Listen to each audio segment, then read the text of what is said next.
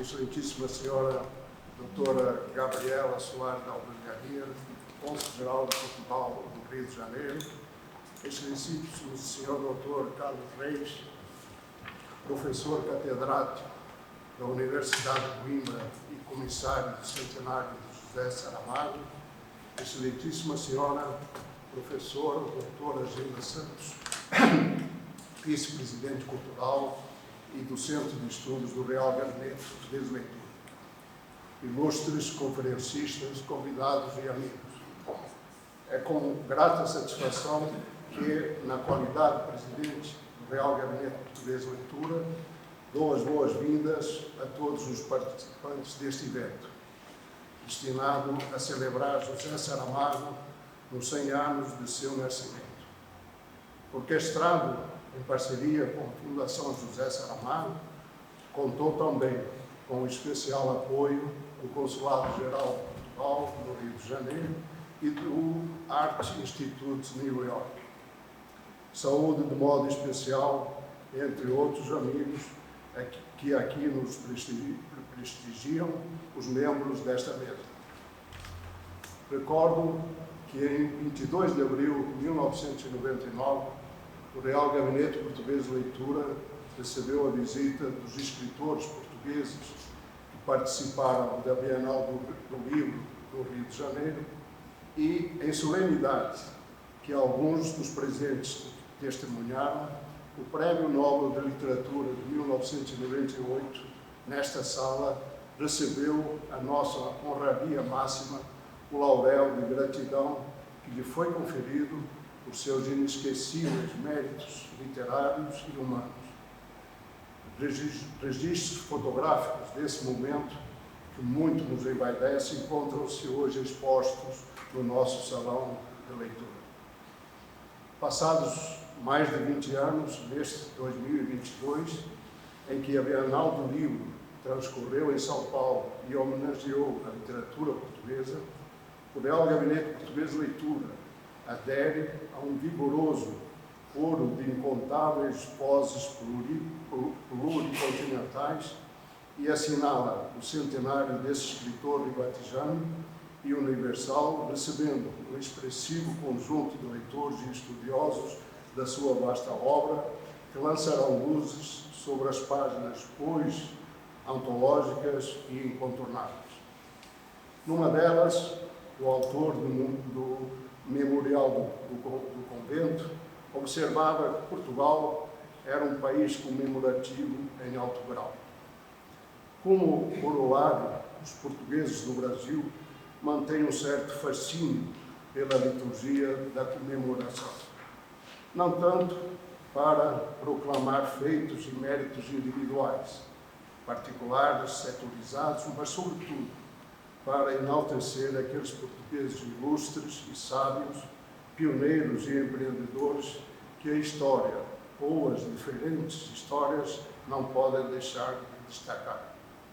Por isso, é natural que nos associemos às homenagens em que lhe vêm sendo tributadas como forma de perenizar nossos agradecimentos pelo que fez com a sua obra e a sedução de sua palavra para o prestígio da língua e da literatura portuguesas, que neste Real Gabinete Português de Leitura, há 185 anos, também procuramos preservar e difundir. Antes de finalizar, agradeço a todos os que participaram deste encontro de saberes e, de modo muito especial, aos professores, doutores Carlos Reis e Gilda Santos, pelo grande labor e empenho em arquitetar uma celebração em alto nível a que o homenageado faz uso. Assim, graças a esta dupla afinada e amiga, dos 3 dias ocupados por palestras, mesas redondas, uma exposição, uma sessão artística e um painel online, certamente todos levaremos conosco algo ou muito de inesquecível suscitado pelo inesgotável Saramago. Sob a luz da nossa magnífica e emblemática Clara Boia, muito obrigado por prestigiarem esta casa secular. Sob a inspiração da Clara Boia, Saramago e Ana, oxalá o evento alcance o êxito que todos desejamos. Muito obrigado.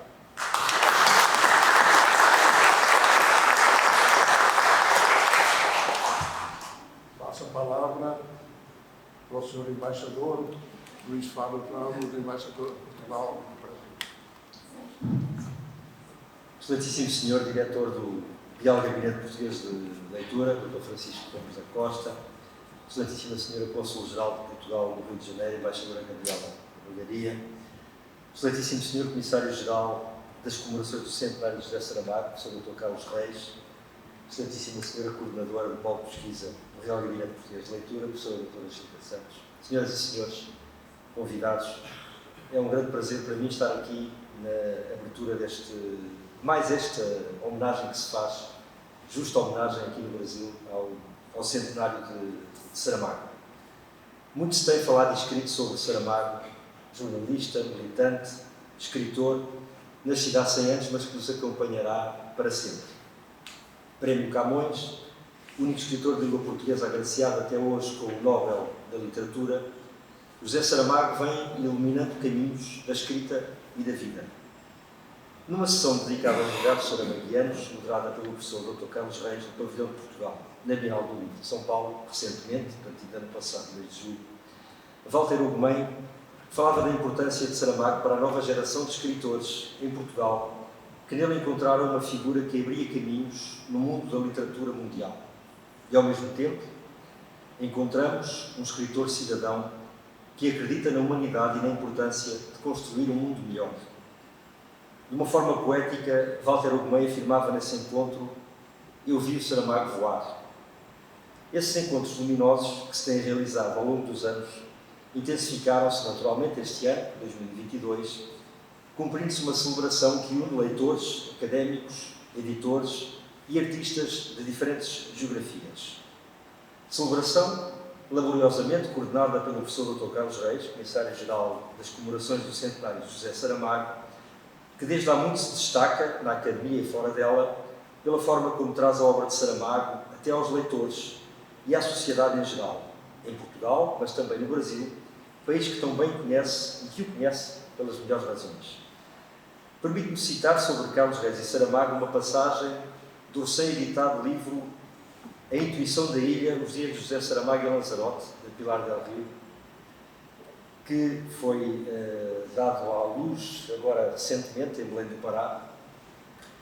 E neste livro, Pilar del Rio evoca a chegada à ilha do professor e ensaísta com 10 propostas de diálogo, que mais tarde seriam publicadas em livro com o título Diálogos com José Saramago. E diz Saramago, ou disse Saramago: estou um pouco assustado, pois não é o mesmo ser entrevistado mais ou menos despachadamente por um jornalista, que era o Batista Bastos, que tinha de entrevistar, e ser alvo das atenções e curiosidades de um professor universitário. Vamos a ver se sairá intacto de um interrogatório tão prometedor. Enfim, acho que é um bom exemplo daquilo que foi uma relação construída entre o professor Dr. Carlos Reis e José Saramago, que daria tantos frutos. Bem-haja por isso. Aqui no Brasil temos vindo a celebrar de diversas formas e em diversas geografias, ainda agora falei em Belém do Pará, mas há outros exemplos, o centenário do Nobel de Literatura em língua portuguesa. Desde logo criámos este ano a Cátedra José Saramago na Universidade Federal do Paraná, a 8ª Cátedra Camões no Brasil. Mas também, e a primeira no sul do Brasil, aliás, onde o professor Dr. Carlos Reis proferiu a aula inaugural, mas também exposições como a bagagem de viajante, criada para o método do Distrito Federal, em Brasília, ou o colóquio que realizaram recentemente em Belém do Pará. O Real Gabinete Português de Leitura, que é no Rio de Janeiro, que é um espaço por excelência das letras e da cultura no Rio de Janeiro, mas também e sobretudo um lugar de diálogo luso-brasileiro, não poderia deixar de integrar o conjunto de instituições que de norte a sul deste imenso Brasil têm vindo a assinalar o centenário de José Saramago. E falo com a natural mestria de um espaço de cultura superiormente dirigido pelo Dr. Francisco Gomes da Costa, que aproveito para saudar, e o seu trabalho, e o seu entusiasmo na preservação deste espaço emblemático e único, que é o Real Gabinete Português de Leitura. Falo também a partir do importante polo de pesquisa, coordenado pela professora Gilda Santos, cuja atividade é notável pela regularidade e qualidade das iniciativas desenvolvidas, tanto presencialmente como através do canal do YouTube, criado nos anos da pandemia, que nós temos seguido sempre com muita atenção. O Real Gabinete Português de Leitura proporciona, nos próximos 3 dias, diálogos saramaguianos de excelência, com a participação de académicos notáveis, como Teresa Cristina Cerdeira, Silvio Renato Jorge, Horácio Costa, Vanessa Ribeiro ou Sara Grunhagen, mas também de escritores como Andrea Del Fuego, Julian Fuchs e Oljaki. Uma vez mais, o Real Gabinete Português de Leitura vive e encanta portugueses e brasileiros, nestes 3 dias, à luz da claraboia. Muito obrigado.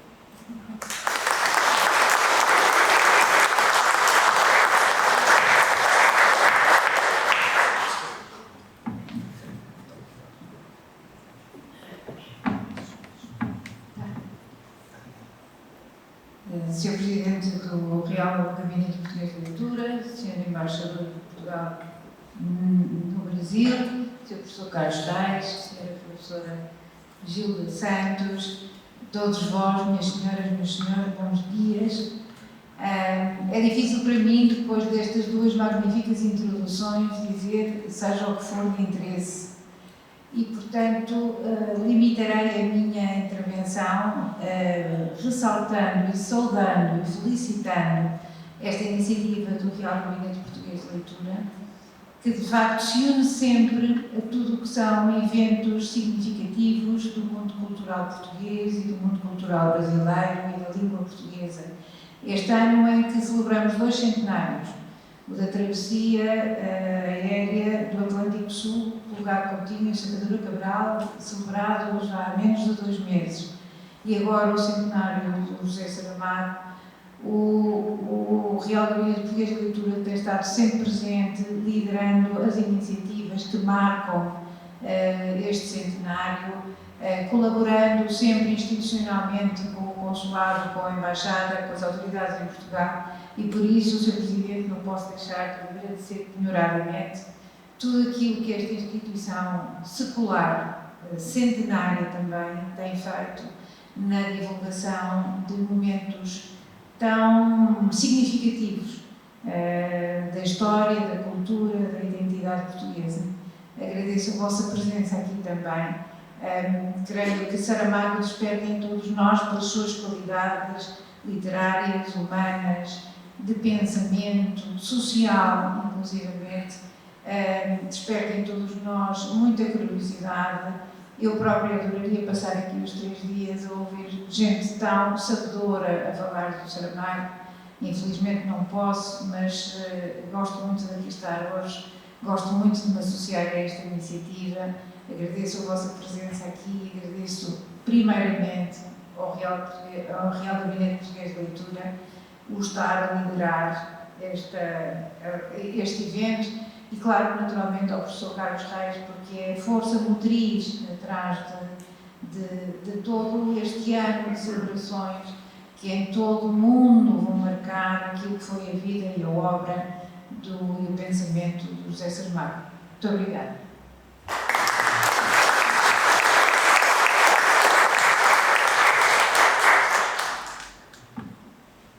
Muito bom dia a todas e todos. Saúdo em primeiro lugar o nosso anfitrião, o Dr. Francisco Gomes da Costa, o Sr. Embaixador Luís Ramos, Sra. Cônsul-Geral, a Embaixadora Gabriela Soares Algaria, a minha prezada colega Gilda Santos e, de novo, todos os presentes nesta sessão de abertura. Breves palavras apenas para dizer que este colóquio à luz da claraboia é uma realização inevitável. Nós não podíamos assinalar no Brasil devidamente o centenário de José Saramago sem que estas paredes, que são paredes carregadas de livros, mas também carregadas de memórias, celebrassem igualmente o centenário de José Saramago, que, como bem lembrou o nosso anfitrião, esteve aqui em 1999, salvo erro, E eu estive também nessa altura em que ele foi distinguido por esta casa. É tão evidente que nem é preciso lembrar o peso, o significado, a relevância cultural, social desta entidade tão antiga que é o Real Gabinete Português de Leitura, que eu conheço há muitos anos e, sendo assim, necessário se torna evocar também aqui a memória do Dr. António Gomes da Costa, que foi uma grande figura da comunidade portuguesa no Rio de Janeiro, presidente desta casa durante muito tempo. Do colóquio falará sobretudo a minha colega Gilda Santos, com quem ao longo destas últimas semanas e meses troquei dezenas e dezenas de mensagens do WhatsApp para conseguirmos conjugar esforços e estruturar o programa que hoje aqui está. E para o qual é importante a parceria, evidentemente, com a Fundação José Saramago, mas não menos importante o apoio de entidades que estão aqui representadas. Eu tenho acompanhado e tenho estado em muitas das iniciativas que tiveram lugar e que vão ter lugar ainda aqui no Brasil e posso afirmar, sem estar a fazer lisonja fácil, que sem o apoio da Embaixada de Portugal, do embaixador Luís Faro Ramos, agora da embaixadora Gabriela Soares de Albergaria, de toda a estrutura diplomática que aqui no Brasil tem acolhido em Belém do Pará, em Curitiba, em São Paulo, agora no Rio de Janeiro, em Porto Alegre, em muitos outros lugares que têm acolhido estas celebrações, sem estes apoios, aos quais eu juntaria também os da minha amiga Alexandra Pinho, que é uma conselheira cultural de um dinamismo e de uma eficiência notáveis. Sem isso nós não conseguiríamos chegar ao ponto a que estamos a chegar, e que singelamente é este. Nenhum outro país a este nível, que tem sido colóquios, exposições, bienal, debates, etc., nenhum outro país, talvez incluindo Portugal, deu tanta projeção ao José Saramago no seu centenário como o Brasil. E isto é alguma coisa que deve ser sublinhado. Por outro lado, este colóquio representa um dos grandes eixos de desenvolvimento do centenário de Saramago, que eu e quem trabalha comigo fizemos questão e que estivesse muito claramente representado, que é o eixo da leitura, neste caso das leituras académicas, do estudo, da investigação, do debate, porque um centenário é efeméride, é festa, mas é também estudo, porque é para isso que nós lemos um escritor, porque senão as coisas esvaem-se no próprio momento em que tem lugar. E o que fica para o futuro é sobretudo isso.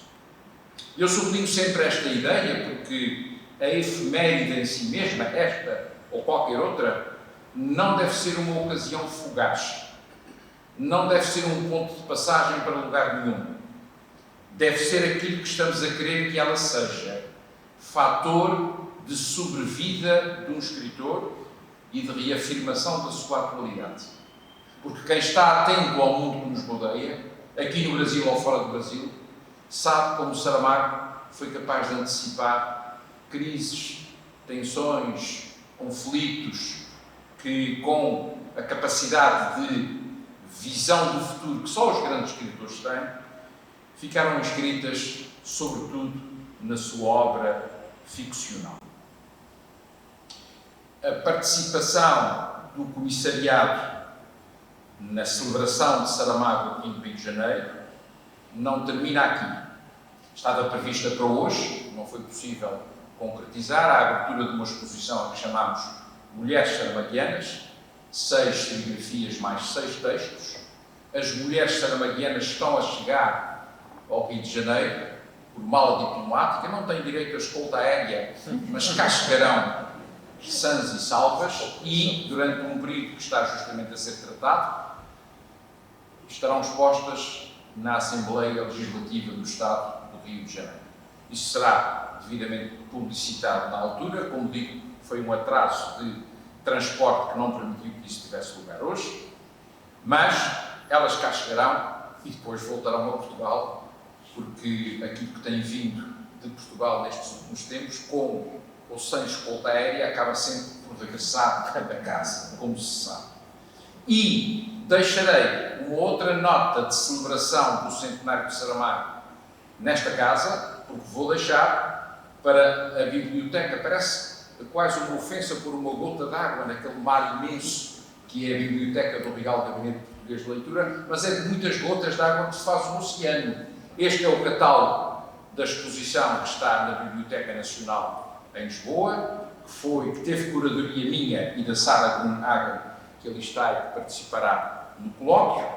Ambos construímos o catálogo, mais ela do que eu, com uma disciplina de trabalho que às vezes me assusta, mas que chega a bom porto, como este que aqui está. Vai ficar, portanto, na Biblioteca do Real Gabinete Português de Leitura. E termino fazendo aquilo que deve ser feito agora, desejando a todos um bom colóquio e agradecendo, em nome do Comissariado e da Fundação José Saramago, o acolhimento que o Real Gabinete Português de Leitura nos dá. Muito obrigado.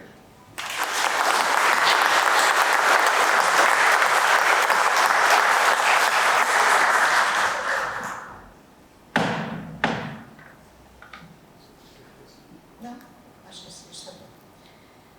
Bom, cabe-me encerrar a sessão e começo por fazer um pequeno histórico.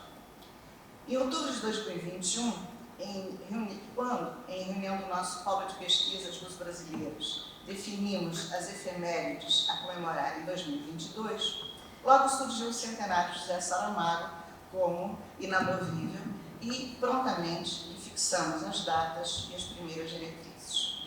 Em março deste ano, o querido colega e amigo Carlos Reis garantiu-nos a honrosa parceria com a Fundação José Saramago. E desde então, ambos nos empenhamos na busca do melhor para que celebrarmos o grande autor, a grande pessoa. Aderindo a este propósito, Ana Ventura Miranda, do Art Institute de Nova York, ofertou-nos sua colaboração com o entusiasmo que a caracteriza. Na escolha do título do tema do evento, o elo entre o Real Gabinete e a obra de Saramago facilmente relampejou ao constatarmos que a nossa magnífica clarabóia no salão de leitura, uma rosácea máquina do mundo, como lhe chamou José Miguel Wisnik, repercutia no título Clarabóia, livro concluído em 1953 e um dos primeiros assinados por Saramago, mas apenas publicado postumamente em 2011. Um livro que aguardou emergir durante 58 anos, enquanto outros títulos saramaguianos fugiam, emblematiza uma paciente pertinácia semelhante à dos livros que, sob a luz da clarabóia, abarrotam as estantes da nossa biblioteca e aguardam ser lidos, no limbo onde esperam a luz que os batize, diria Camilo Peçanha. Nascido no mesmo ano em que Sacadura Cabral e Gal Coutinho cruzavam o Atlântico Sul pela primeira vez por via aérea, Saramago parece ter nascido sob o signo do pioneirismo. Pioneirismo que o conduz ao primeiro Prêmio Nobel da Literatura em Língua Portuguesa, embarcado tanto numa setecentista máquina voadora como numa ibérica jangada de pedra. Sobre sua obra, não faltarão agudas abordagens ao longo destes 3 dias. Mas, de um convívio esparso, porém sempre estimulante, apraz-me recordar, em alguns de seus momentos brasileiros, a sua generosidade, a sua solicitude, a sua plena empatia com o humano. Recordo, por exemplo, numa situação tensa, as suas palavras de apreço, em voz alta e firme, declinando nome a nome, com apostos carinhosos, os organizadores de um grande congresso, quando, devido a inesperados mal-entendidos, no almoço em Niterói, havia mais gente do que refeições disponíveis. De sua voz, recordo também o entoar de um cante alentejano, enquanto tardava, mais do que inaceitável para os nossos estômagos, o jantar num restaurante de Belo Horizonte. De seu olhar sensível, recordo as observações que fazia numa visita a Ouro Preto, tornando ainda mais preciosa aquela joia barroca dessa cidade histórica. Recordo ainda como foi capaz de manter um longo diálogo com uma pessoa muito mais ouvinte do que falante, porque, segundo esta, ele, ao contrário da maioria, perguntava, ouvia a resposta, tecia considerações e mais perguntava. Recordo, por fim, que na sua primeira vinda ao Brasil, depois de recebido o Prêmio Nobel, precisamente na Bienal do Livro do Rio, a que já aludiu o presidente do Real Gabinete, deixou claro aos organizadores que ele só compareceria às sessões para as quais todos os demais escritores da delegação portuguesa fossem convidados. Tendo em mente flashes como estes, repito que buscamos aqui trazer o melhor para homenagear o nosso amigo Saramago. E assim, para ainda mais aprendermos, trouxemos os signatários brasileiros das primeiras teses de doutorado sobre Saramago, Teresa Cristina Cerdeira e Horácio Costa, responsáveis por uma escola de estudos saramaguianos na UFRJ e na USP, que rapidamente se alastrou pelo país e perdura por algumas gerações. Trouxemos também Sarah Grünhagen, autora de uma tese defendida o ano passado em Paris, que, se não é a última, é a mais importante dos últimos anos, segundo a avaliação cabal de Carlos Reis. Trouxemos ainda 3 jovens escritores, todos de fora de Portugal, vencedores do Prêmio Saramago. Os brasileiros Andréa Del Fuego, em 2011, Julian Fuchs, em 2017, e o angolano Ondiaki, em 2013, que comandará um espetáculo musical em torno da língua que nos une e cujas diversificadas manifestações Saramago tão ansiosamente defendia. Outros leitores de várias procedências e várias idades vêm somar suas vozes e seus saberes a este encontro cultural e afetivo. São eles Silvio Renato Jorge, Vanessa Ribeiro, Burgar Baltruch, Saulo Gomes Timóteo, Maria Luísa Scher e Fatalina Gonçalves. Na referida busca pela excelência, pretendíamos ouvir Saramago numa leitura da grande atriz e acadêmica Fernanda Montenegro. Porém, por motivos profissionais, sua participação foi cancelada no fim da tarde da última sexta-feira. Também pretendíamos que Pilar Del Rio estivesse entre nós. Na impossibilidade, enviou-nos uma mensagem que passo a ler. Querida Júlia, antes de mais, obrigada pelo convite a participar na abertura dessas belas jornadas no Real Gabinete Português de Leitura, local de tanta memória coletiva e pessoal, de tanta emoção. Agradeço a generosidade do convite, ao mesmo tempo em que anuncio com pesar que não poderei estar no Rio nessas datas. Depois dos dias de Belém do Pará, irei para São Paulo, onde me aguardam várias atividades públicas, e de São Paulo terei que regressar a Lisboa, também com a agenda já definida. Realmente, o centenário de José Saramago e a responsabilidade de presidir a Fundação não permitem que o livre-arbítrio se expresse. Tenho que estar onde tenho que estar e ponto final. Não há opção. No Real Gabinete contam com o professor Carlos Reis, que, como membro do Conselho de Curadores, representará a Fundação José Saramago, além de ser o comissário do centenário. Garanto que ganho com a sua presença na mesa de abertura. E saiba que de algum lugar de Portugal estarei aplaudindo a celebração da luz, título que me veio espontaneamente quando o que eu queria dizer era A Luz da Claraboia. Claraboia, o romance não editado em vida de José Saramago, foi o último que traduzi para o espanhol, a razão pela qual, entre muitos outros motivos, me sinto ligada à convocatória do gabinete Ora Faz aos leitores. Pessoalmente, desfrutar dessa luz e desse espaço ficará para outra ocasião. Em nome da Fundação e em meu próprio, agradeço ao Real Gabinete Português de Leitura a iniciativa e o esforço da realização. Será um abraço que unirá vários continentes e muitas formas de se sentir e de se expressar artística e academicamente, com a literatura ao fundo e com José Saramago como símbolo vivo. Obrigada por tudo. A presidência do Gabinete Real, saudações especiais. E para você, querida Gilda, também um grande abraço. Até breve, você verá que sim. Pilar Del Rio. Posto isto, só me resta convidá-los a nos acompanharem nas sessões programadas para este tríduo, organizadas, como disse Pilar, com a literatura ao fundo e com Saramago como símbolo vivo entre nós.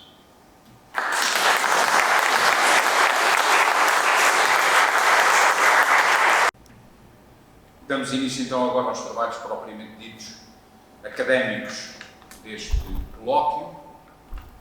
Há pouco a minha colega Gilda Santos referiu-se aos pioneiros do estudo saramaquiano no Brasil e, evidentemente, mencionou como era indispensável o trabalho de Teresa Cristina Cerdeira. E olhando para as notas que eu aqui tenho, ocorre-me dizer o seguinte: em Portugal havia uma coisa que se dizia, que eu vou tentar mais ou menos reajustar ao cenário brasileiro, que é fácil acertar na lotaria esportiva à segunda-feira. Hoje é relativamente cómodo, não é fácil, mas é óbvio estudar José Saramago. Mas nem sempre foi assim. A tese de doutoramento da minha colega Teresa Cristina Cerdeira, o tal dos trabalhos pioneiros, não só no Brasil, José Saramago entre a história e a ficção, uma saga de portugueses, foi defendida em 1987, com orientação dessa grande figura a quem o meu amigo Jorge Fernandes da Silveira, creio que foi ele que inventou a felicíssima expressão, a ala magna da literatura portuguesa no Brasil, professora Cleonice, que há poucos dias cumpriu 106 anos, o que é um horizonte absolutamente admirável. A Teresa Cristina Cerdeira vem desse tempo e o seu pioneirismo está assinalado, evidentemente, por este trabalho que, entretanto, foi reeditado, designadamente em 2019, pela editora Moinhos de Belo Horizonte. Mas Teresa Cristina Cerdeira não se tem consagrado só aos estudos saramaquianos. Ela é também, no melhor sentido do termo, se é que o termo tem outro sentido que não seja o melhor, ao ensaísmo, à interpretação, ao diálogo com os textos, ao corpo a corpo com a palavra do escritor. Menciono alguns títulos: O Avesso do Bordado, de 2000, A Tela da Dama, de 2013, A Mão que Escreve, de 2014, Formas de Ler, de 2020, e também livros organizados. O livro de homenagem à professora Cleonice Berardinelli, Cleonice clara em sua geração, que creio que veio de um verso do Drummond, não é? Creio que sim. Sobre Hélder Macedo, A Experiência das Fronteiras e A Primavera Toda para Ti, o primeiro de 2002 e o segundo de 2004. E, na extensa formação académica e trânsito académico de Teresa Cristina Cerdeira, acrescento esta nota: ela fez pós-doutoramento em Portugal e na França, com orientação respectivamente de Maria Alzira Seixo, outra distinta estudiosa da obra de José Saramago, e de Georges Duby e Jacques Le Goff. Em 94, nenhuma orientação melhor do que esta para se ajustar ao trajeto que Teresa Cristina Cerdeira fez ao longo da vida e que continua a fazer sobre a obra de José Saramago. Teresa Cristina, José Saramago, o testemunho dos heróis. Muito obrigado por ter aceitado o convite para participar, porque podem imaginar neste ano o que têm sido as solicitações feitas à Teresa Cristina Cerdeira. Eu estou mais ou menos a repetir uma apresentação que fiz há poucos dias em Belém do Pará. Nós estamos quase a formar uma espécie de dupla para digressões. Ela faz a conferência e eu apresento. Muito bem, Teresa Cristina, com a palavra, por favor. Obrigada, Carlos Reis, meu amigo. Obrigada ao Real Gabinete Português de Leitura, a presença do senhor embaixador, da senhora cônsul de Portugal, do presidente do Real Gabinete e da minha amiga Gilda Santos, que é essa figura fundamental na organização de tudo o que acontece aqui neste Real Gabinete, que é da maior qualidade. O meu título já está dito, é José Saramago, o testemunho dos heróis. Para além das justíssimas comemorações do centenário de José Saramago, confesso-lhes que esse texto é, antes de tudo, uma simbólica homenagem à grande poetisa portuguesa Ana Luísa Amaral, que nos deixou há tão pouco tempo. A tristeza com que recebi essa notícia me fez de imediato ir em busca de seus poemas e da sua bela voz, que os lia com uma dicção contidamente apaixonada. Nada enfática, apaixonada. Pela vida, pela poesia, pelas batatas por descascar. E foi quando me deparei com o poema A Leste do Paraíso. E me dei conta, e era verdade, que eu nunca havia escrito sobre Caim, de José Saramago. Personagem quixotescamente andarilho, que, montado num Rocinante, também prefere ser livre a ser humilde, e que, tendo sido marcado para atravessar os espaços e os tempos, por punição de Deus, fez-se testemunha até o fim para poder falar das coisas todas. Por isso, leio o poema da Ana Luísa. A Leste do Paraíso. Antes ser tudo e livre do que bom, mas humilde. Assim pensou Caim, assim agiu. E o Oriente lhe foi destinado, terra de 1000 castigos, de difíceis colheitas, mais suor. Só depois descobriu que lá o sol nascia e que podia falar das coisas todas. Ana Luísa Amaral. Ora, testemunhar até o fim era também, por acaso, o título de um livro de Georges Dudy Huberman, que eu acabara de ler e de traduzir. Outros tempos, outras desgraças, a mesma violência, a fé e a raça como justificativas do terror. E o judeu-alemão Victor Klemperer, professor de filologia de Dresden antes da irrupção nazista, assim como Caim, não desiste diante do horror para se fazer testemunha. Ele aqui comparece, pois, para lembrar que o Führer era também uma espécie de deus diabólico e o povo que a ele se submetia naqueles tempos sombrios era apático e feito de seguidores irracionalmente seduzidos. Então ele escreve no seu diário: eu quero levar meu testemunho e um testemunho preciso. Quero a qualquer preço e até o último instante viver e trabalhar como se acreditasse que é possível viver. Em seguida voltei a José Saramago para situá-lo nessa encruzilhada filosófica sobre o destino do homem num mundo em que Deus ainda habita. Mesmo morto, mesmo depois de Nietzsche, resta-lhe a sombra.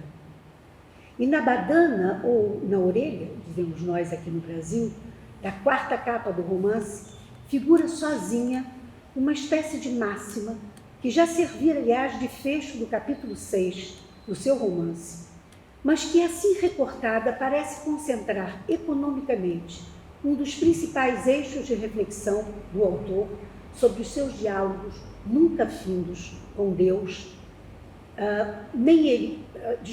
com Deus. A história dos homens, diz o Saramago, é a história dos desentendimentos com Deus. Nem ele nos entende a nós, nem nós a ele.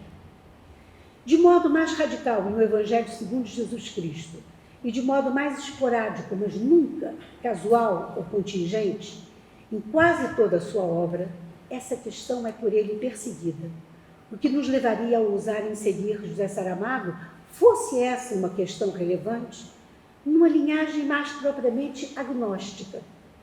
Tantas são as vezes em que, no imaginário autoral, vem à tona o enfrentamento com uma dimensão transcendente, incognoscível, a quem, supostamente, a tradição tem por hábito delegar o comando do universo. Ora, foi a história desses desentendimentos que me levou, enfim, à terceira epígrafe, digamos, ao terceiro espaço literário que aqui comparece em diálogo. como não raras vezes acontece na literatura portuguesa, é de Camões que falamos, e mais precisamente de Os Lusíadas, texto que sabiamente não envelhece, apesar dos seus 450 anos, 1572-2022. Porque, tal como dizia Walter Benjamin, nas suas lacunas, nos seus interstícios, germina sempre uma leitura inesperada que o renova. Sempre. A cena evocada é a da ninfa do canto 10, que mostra Vasco da Gama, máquina do mundo, diante da qual os deuses da mitologia perdem a sua dimensão actancial e só servem como metáfora para versos deleitosos. Contudo, e está aí justamente o efeito surpreendente, não se opera paralelamente, como seria de se esperar num poeta cristão do século XVI, quão moderno era Camões, um vazio menor ao se referir ao Deus cristão, porquanto a sua ininteligibilidade o afasta da humanidade que ele próprio teria criado. E a ninfa diz: quem cerca em derredor este rotundo globo e sua superfície tão limada é Deus. Mas o que é Deus, ninguém o entende, que há tanto o engenho humano não se estende. Enfim, depois dessa exposição autorreferenciada das fundações imaginárias que me levaram a escrever pela primeira vez sobre Caim, de José Saramago, eu gostaria de começar por dizer que não chega a ser inesperado que no seu último romance publicado em vida, Saramago tenha retomado plenamente uma das suas grandes obsessões temáticas que resultam numa verdadeira inquirição filosófica sobre o lugar do homem no mundo e sua interpelação do divino. Blimunda, Lídia, Jesus, Pastor, Maria de Magdala, Caim, constituem uma linhagem de heróis saramaguianos que caminham na contramão da ortodoxia religiosa, acenando para uma desconstrução do cânone, pondo em risco os parâmetros que a ideologia ajudou a construir para a manutenção política do status quo, a humildade, a bondade, a obediência, a servidão do rebanho comandado por Deus. Porque para Saramago trata-se menos de lutar contra Deus, mas de pôr em evidência as contradições que estão na base da sua existência, prontas a justificarem o injustificável. A tirania do dia a dia, que o senso comum já nem é capaz de reconhecer, a cegueira diante dos totalitarismos, a opressão que estratifica a sociedade piramidal, cuja base, infinitamente grande, sustenta com seu trabalho os cada vez mais reduzidos e poderosos estratos superiores, como se eles tivessem sido eleitos para serem servidos, repetindo assim no plano da história o modelo transcendente do poder divino. Porque para Saramago é mesmo o modelo político que tem que ser posto em questão. E sem temer a paradoxal aliança entre ceticismo e utopia, a sua visão crítica da inadequação ética do plano divino só se pode resolver humanamente, através de atos positivos como a tenacidade na luta, a solidariedade, o amor, o erotismo, sensações positivas de troca que adensam as alianças entre os homens. Deus é para José Saramago uma questão que é preciso enfrentar. Não se trata de aceitar ou negar a sua existência, trata-se de analisar as consequências que a sua presença invisível provoca no seio de uma sociedade que ele fantasmaticamente ainda habita. É esse o seu projeto, a sua escolha. Mas o certo é que, ao tratar dessas relações com Deus, não raro ele foi acusado de heresia, o que é, por princípio, incongruente em se tratando da arte de um romance, e não de uma exegese religiosa.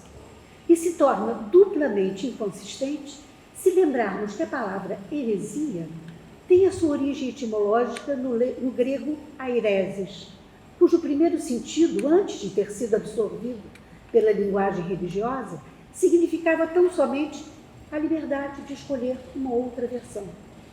Ou, para o caso de José Saramago, de propor uma outra leitura menos literal. o que, aliás, portanto, só lhe fica bem, pois, como lembra também Didier Berman, já Santo Agostinho, um dos pais da Igreja, questionava o equívoco de uma leitura literal do texto bíblico, na medida em que isso fatalmente o condenaria ao esgotamento, ao congelamento, ao empobrecimento e à finitude do sentido único. José Saramago, de certo modo, não faz senão seguir, paradoxalmente, os passos de uma exegese consensual ao se propor a descongelar literariamente o discurso religioso, enfrentando a possibilidade de lê-lo diferentemente.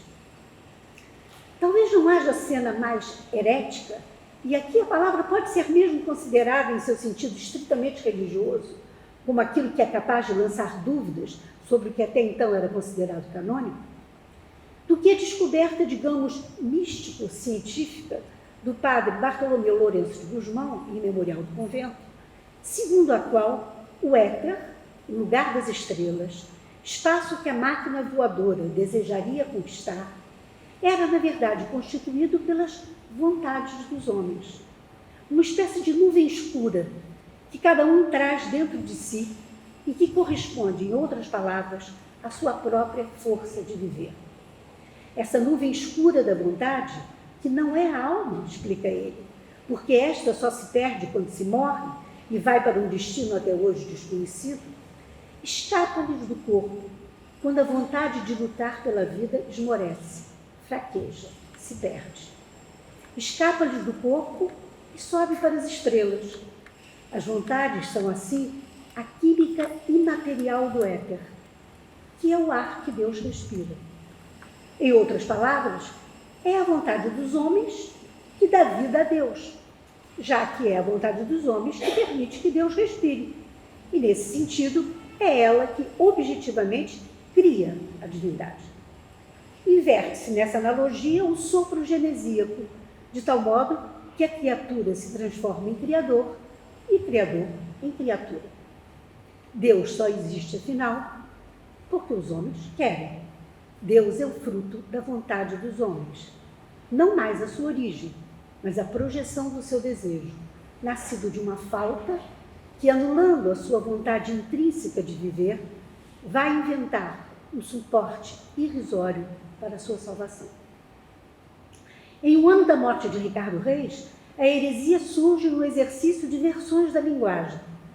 Manipulados pelo poder, instrumentos de uma ideologia totalitária, os jornais do ano de 1936 informam que os comunistas queimaram um padre ateando fogo às suas vestes embebidas de gasolina. Frente a frente postam-se então 2 leitores. Ricardo Reis,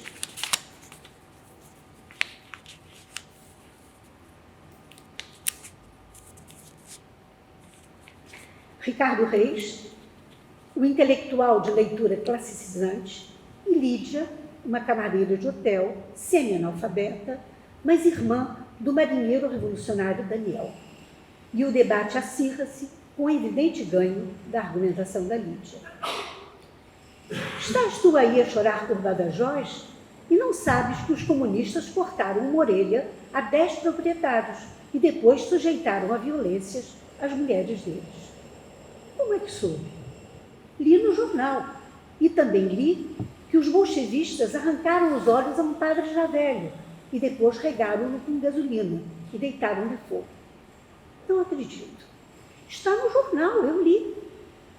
Não é do senhor doutor que eu duvido. O que o meu irmão diz é que não se deve fazer sempre fé no que os jornais escrevem. Sempre me respondes com palavras do teu irmão. E o senhor doutor fala-me sempre com as palavras dos jornais. Quanto à tríade formada por Jesus, Maria de Magdala e Pastor, eis uma questão que mereceria certamente um capítulo à parte, capítulo esse que pode ser lido magnificamente na tese de Sarah Grunhagen. Mas, de tudo que poderia ser dito, valeria ao menos ressaltar o modo como, em O Evangelho segundo Jesus Cristo, esses 3 personagens, diversamente aureolados pela tradição, o Filho de Deus, a prostituta e o diabo, experienciam um processo de humanização que revoluciona e, de certo modo, confunde os valores que o discurso canônico lhes conferiu. Inverte-se, por exemplo, a relação entre mestre e aprendiz.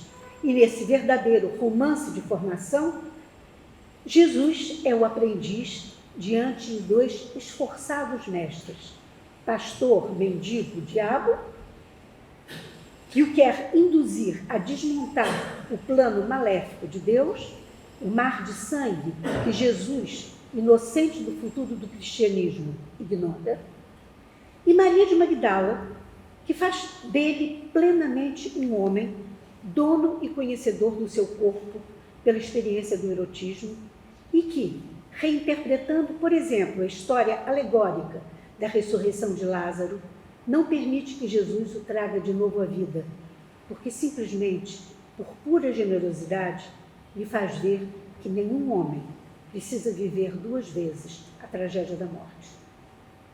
Apesar desse longo preâmbulo, é enfim a Caim que eu quero chegar. Caim, que a tradição identifica como o maldito por Deus, o assassino do irmão Abel.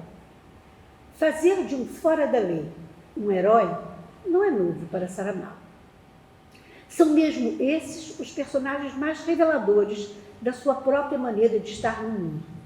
Um camponês revolucionário, uma bruxa vidente, 5 viajantes sem destino aparente numa balsa de pedra, uma mulher que forja uma cegueira, um pacato funcionário que ousa invadir à noite o seu lugar de trabalho, e a sequência seria sem fim.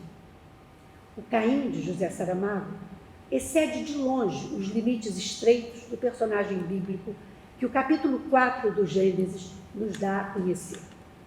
Sem abdicar das fontes que lhe fornecem o esteio da história, o narrador especialíssimo desse romance toma o personagem como olhos dos seus olhos, servindo-se dele para atravessar os espaços e os tempos de uma história milenar, tornada texto de fundação da cultura ocidental judaico-cristã. Mas esse esperto narrador mantém-se, contudo, ele próprio no presente da enunciação, estratégia de que dão mostras constantes os seus comentários metalinguísticos e metanarrativos, em que os anacronismos voluntários não fazem senão lembrar ao leitor que uma grande distância separa os fatos narrados da sua narração. É assim que ele, o narrador, pode comparar a Arca de Noé a construções do seu presente, no registro da sátira. Ela era, por exemplo, mais rápida que o Zeppelin Hindenburgo, de notória evocação nazista. E pode ainda autorreferir-se ao comparar o Palácio de Liegitz, uma espécie de palácio rústico de 2 pisos, nada que se pareça a Mafra, a Versailles ou a Buckingham, ou evocar com sarcasmo evidente elementos da história pessoal do autor, para o caso, as acusações que lhe foram feitas em tempos da publicação do Evangelho segundo Jesus Cristo. Há quem afirme, diz o narrador, há quem afirme que foi na cabeça dele, de Sete, que seria o 3º filho de Adão, que nasceu a ideia de criar uma religião. Mas desses delicados assuntos já nos ocupamos avonde no passado, com recriminável ligeireza na opinião de alguns peritos, e em termos que muito provavelmente só virão a prejudicar-nos nas alegações do juízo final, quando, quer por excesso, quer por defeito, todas as almas forem condenadas. Ele pode também fazer do desencontro dos tempos uma via de humor, que contrabalança muitas vezes a enumeração caótica e trágica de matanças, guerras, punições de toda a ordem, de que qualquer tipo de lógica ou de ética parecem estar ausentes. Por exemplo, num dos momentos intervalares em que Caim muda de cenário temporal e espacial e se pergunta para onde ir, comenta o narrador. O velho das ovelhas? Não. O velho das ovelhas não estava ali. O senhor, se era ele, Dava-lhe carta branca, mas nem um mapa de estradas, nem um passaporte, nem recomendações de hotéis e restaurantes. Uma viagem como as que se fazia antigamente, aventura, ou como então se dizia, ao Deus dará. Pode, por exemplo, ainda o narrador, utilizar ao lado da austeridade das transcrições bíblicas uma linguagem prosaica que denuncia sua inserção temporal na atualidade. Falando da Arca de Noé, diz o narrador: Deus não veio ao botar fora. Estava ocupado com uma revisão do sistema hidráulico do planeta, verificando o estado das válvulas, apertando alguma porca mal ajustada que gotejava onde não devia.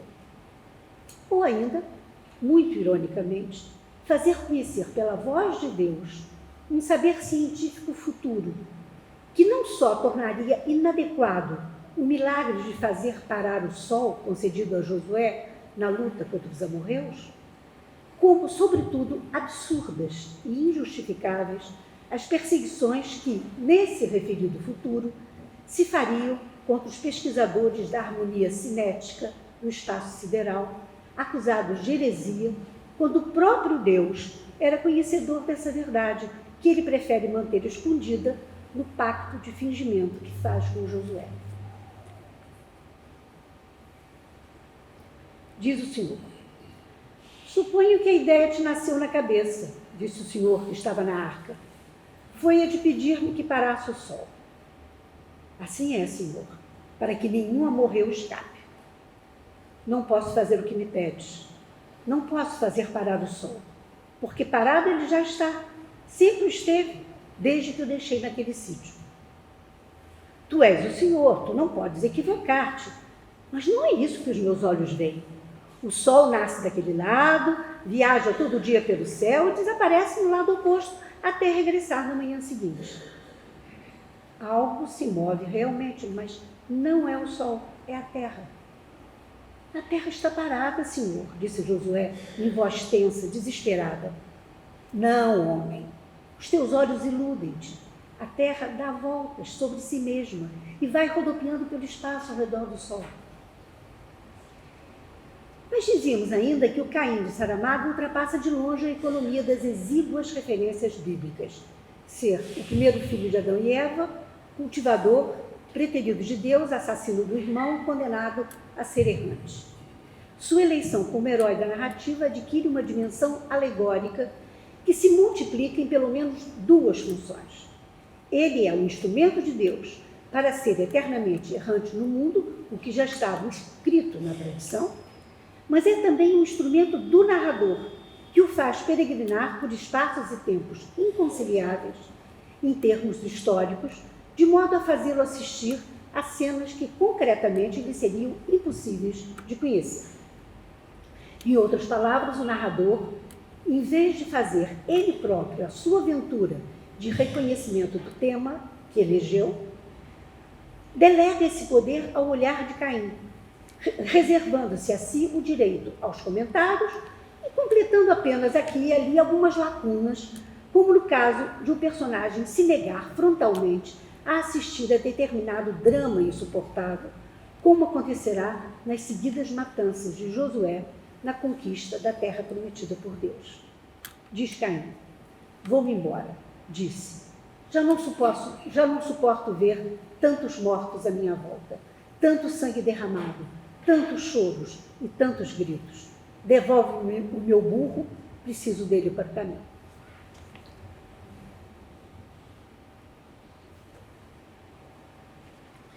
Essa opção narrativa de eleger um personagem para apresentar a história a partir do seu próprio ponto de vista, e não apenas a partir do ponto de vista de um narrador onisciente, é bastante semelhante à estratégia de construção de um ensaio sobre a cegueira. Lembre-se que, em meio a todos os personagens que cegam, a mulher do médico é a única a manter a visão. Poderíamos ver aí o simples fato de, mais uma vez, José Saramago eleger uma mulher para sua heroína, nesse caso, especificamente, poupando-a do mal que atinge a todos os demais.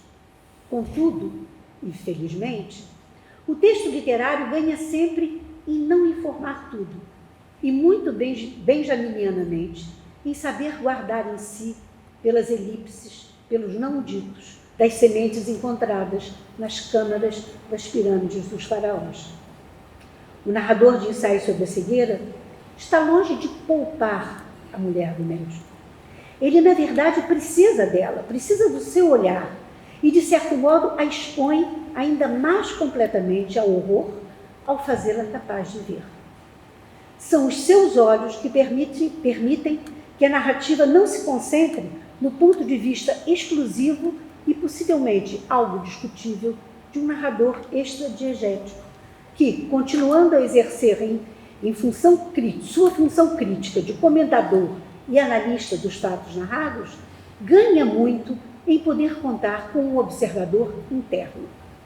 É, portanto, por detrás dela, através dos seus olhos, que as cenas de horror e degradação física e espiritual, de violência exacerbada, podem ser narradas, porque alguém as testemunhou.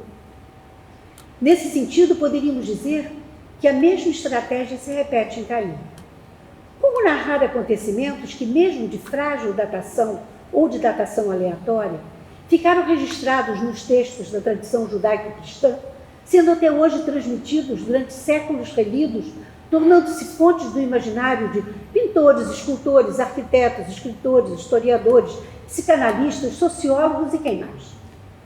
José Saramago faz da punição a que Deus condenara Caim não apenas uma errância no espaço, mas também no tempo. Da experiência do Éden, ele tinha as informações dos pais.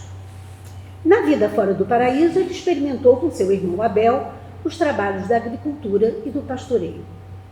O ponto de viragem da história acontece depois da cena do fratricídio, pois é a partir daí que o mal da fita se transforma em herói lúcido, capaz de intuir o furor a que os homens estavam impostos por mero prazer do seu Criador. Saramago não inventa, apenas radicaliza a disputa que Deus faz nascer entre os irmãos, fecundando de ódio e ciúme uma relação de inteira cumplicidade. O diálogo que se trava então entre Deus e Caim é um micro-universo de todas as demais questões que ao longo dos anos forjarão o perfil desses dois personagens. Mataste. Assim é. Mas o primeiro culpado és tu. Eu daria a minha vida pela vida dele se tu não tivesses destruído a minha. Quis pôr-te à prova. E tu quem és para pôres à prova o que tu mesmo criaste?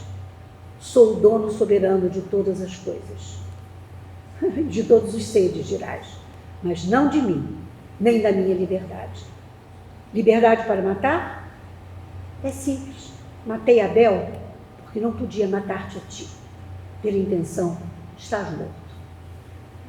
Marcado e punido, Caim é um exilado, um desterrado, em boa palavra ibérica, como lembra Cláudio Guilherme, que segue para leste do paraíso. Era simples, afinal, bastaria caminhar ao encontro do sol para aquele lado onde ele não tardaria a levantar-se, diz o Caim de Saramago. E atravessa as terras de Nod, onde conhece Lilith, personagem feminina expurgada dos textos ortodoxos, que teria sido, para alguns exegetas, a primeira mulher criada do pó como Adão e não da costela como Eva, mas uma figura insurreta que recusara submeter-se às leis estritas do Éden, construindo desde então para si o mito da mulher bela e demoníaca, capaz de enfeitiçar por artes de bruxaria. A Lilith do romance não resgata todas essas referências quanto à sua origem, mas guarda, sobretudo, o seu lado de sedução e de intenso erotismo, mais uma mulher da linhagem saramaguiana a ser a iniciadora de um jovem nos grandes prazeres do corpo. O encontro de Lilith ocupará 2 capítulos do romance, o que raramente acontece com outras cenas do Antigo Testamento, a quem Caim terá a oportunidade de assistir, como ator, como espectador, em geral, estarrecido. Esses capítulos garantem, mais uma vez, esses 2 capítulos, o reconhecido lugar da paixão e a dimensão inesperadamente forte da figura feminina.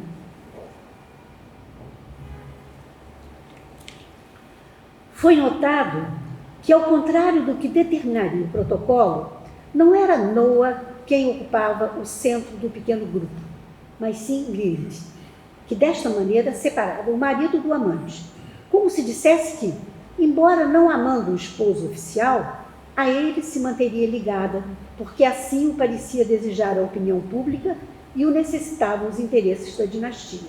E que, sendo obrigada pelo cruel destino, andarás errante e perdido pelo mundo, obrigada pelo cruel destino, que é andarás errante pelo mundo e perdido pelo mundo, ela foi obrigada a deixar partir Caim, a ele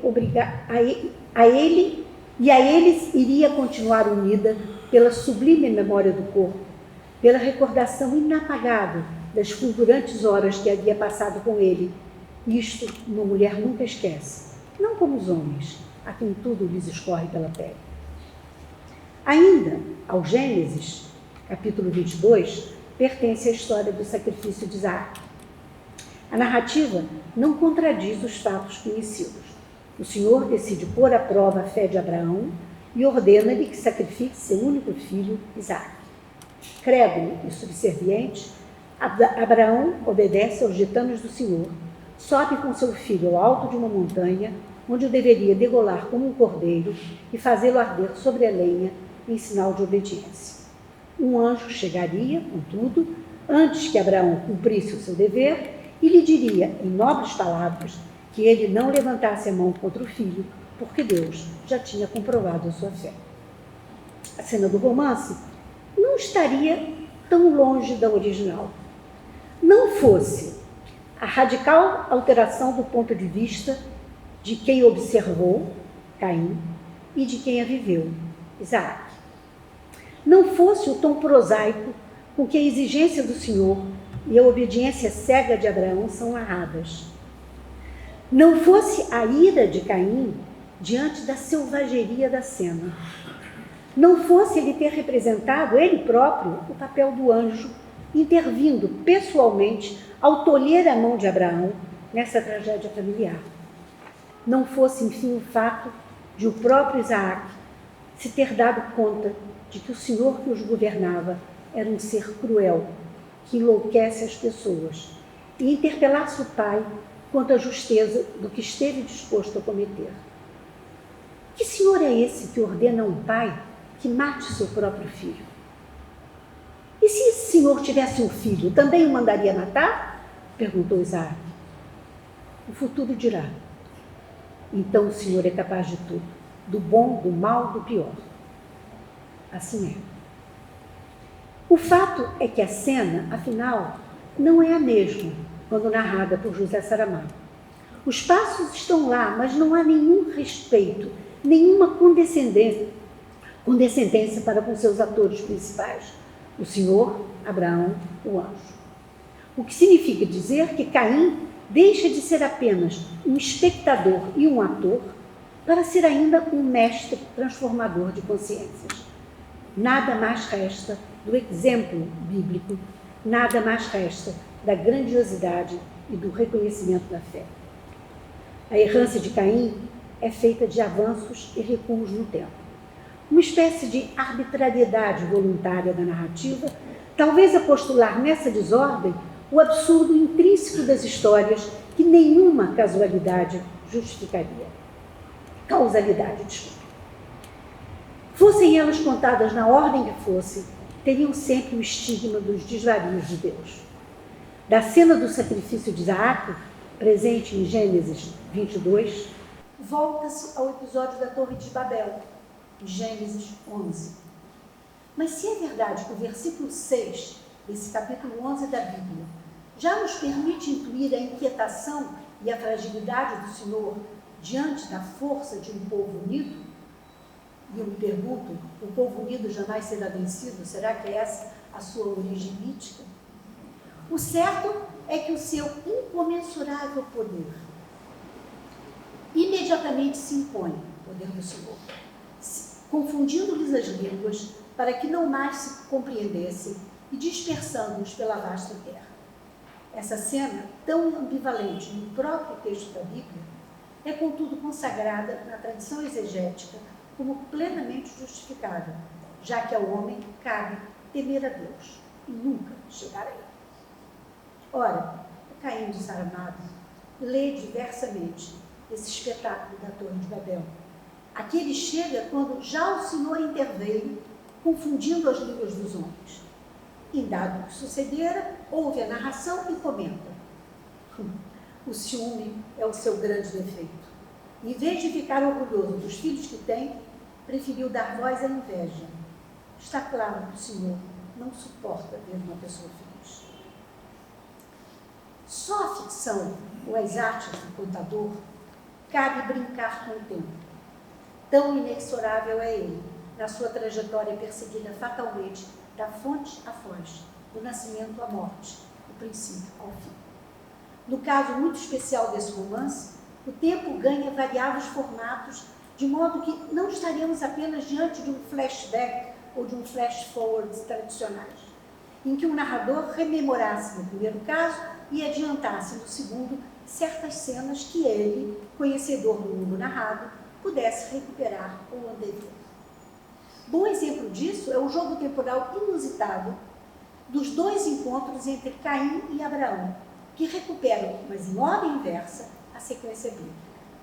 O primeiro encontro, narrado no capítulo 5 do romance, refere justamente o sacrifício de Isaac, que está em Gênesis 22. Enquanto o segundo, situado no capítulo 7 do romance, nos leva ao episódio de Sodoma e Gomorra, no capítulo 18. Essa opção pela inversão dos tempos mantém, contudo, uma lógica de verossimilhança, de modo que no episódio do sacrifício de Isaac, Abraão é capaz de recordar um certo encontro anterior com Caim, que claramente não o reconhece a ele, já que no espaço do romance, a cena do primeiro encontro bíblico só viria a acontecer 2 capítulos mais tarde. Diz então Abraão em diálogo com Isaac: o Senhor teria encontrado outra maneira de te salvar. Provavelmente até sabia que o anjo se ia atrasar e por isso fez aparecer aquele homem. Caim se chama ele. Não esqueças o que lhe deves. Caim, repetiu Abraão obediente. Conheci-o, ainda não eras nascido. Por outro lado, quando no romance Caim encontra Abraão pela segunda vez, Caim reconhece-o imediatamente, mas não é reconhecido por ele, pela simples razão de Abraão situar-se no tempo da fonte bíblica, quando o sacrifício ainda não acontecera, e Caim no discurso da ficção, o que significa 2 capítulos antes. Um dia, Caim encontrou-se diante de uma tenda. Tinha-lhe parecido entrever um ancião que lhe recordava vagamente uma pessoa. Procuras alguém? Perguntou ele. Sim, não, estou só de passagem. Pareceu-me reconhecer-te e não me enganei. Como está teu filho Isaac? Eu sou Caim. Estás enganado. O único filho que tens se chama Ismael. Não Isaac. Ismael é o filho que fiz a minha escrava Agar. Nesse momento, Isaac ainda não tinha nascido e, evidentemente, o sacrifício não tinha acontecido. A prospecção de uma cena narrada anteriormente, mas posterior no nível da história, se completa na conversa sobre a ida de Caim e Abraão à cidade de Gomorra. Essa é a cena de Sodoma e Gomorra. Diz então Abraão: se não tens compromissos que te obriguem a partir ainda hoje, ofereço-te a minha hospitalidade para esta noite, como um pequeno pago do favor que me farás, acompanhando.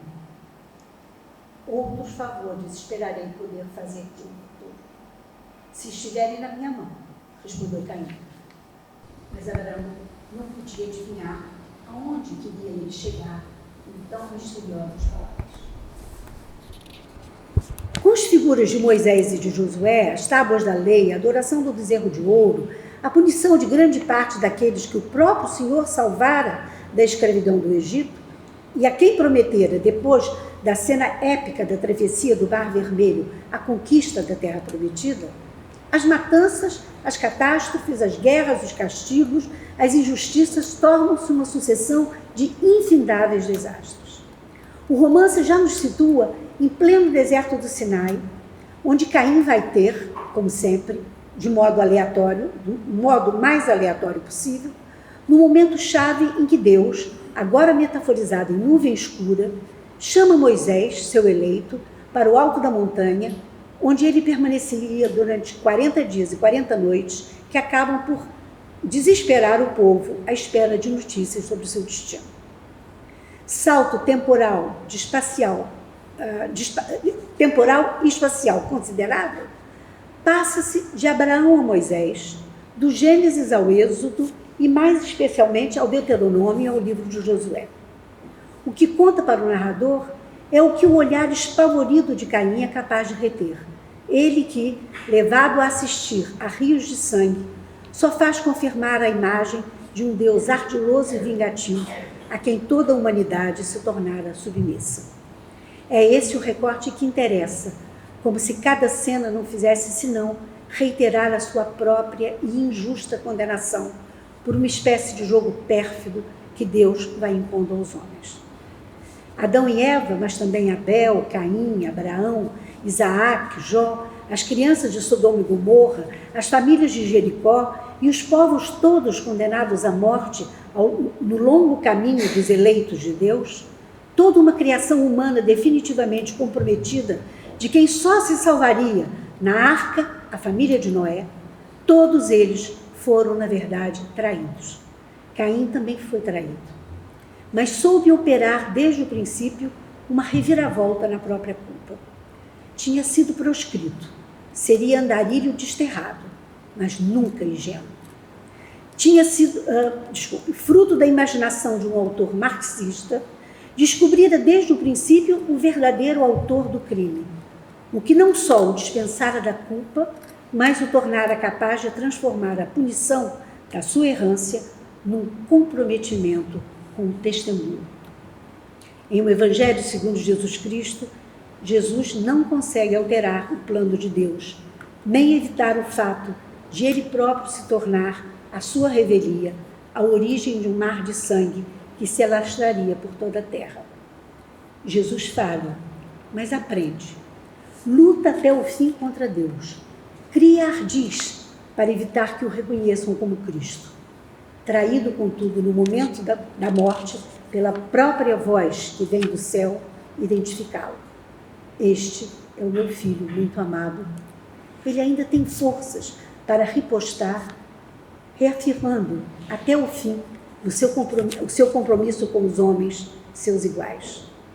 Homens, perdoai-o, porque ele não sabe o que fez. Caim também ousa até o fim. E o episódio da Arca de Noé corresponde aos estertores da sua luta. A sua errância tinha sido um aprendizado que só fizera confirmar a intuição das suas certezas iniciais quanto à iniquidade, à malignidade, à deslealdade de Deus, espécie de Saturno, devorador dos próprios filhos.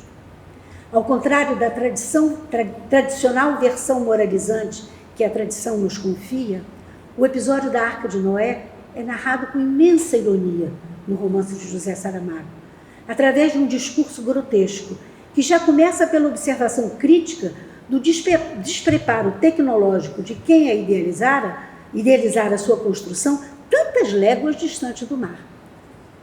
Claro está que essa é uma questão que logo se resolve com a intervenção do poder divino que conta com os anjos, esforçados trabalhadores celestes, para levar a cabo as suas intenções e superar os seus erros de cálculo, carregando a imensa arca pelos ares.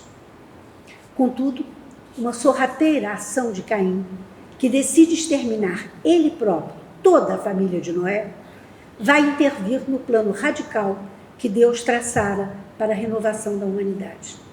Caim faz-se novamente matador, e desta vez por uma causa filosoficamente justificável.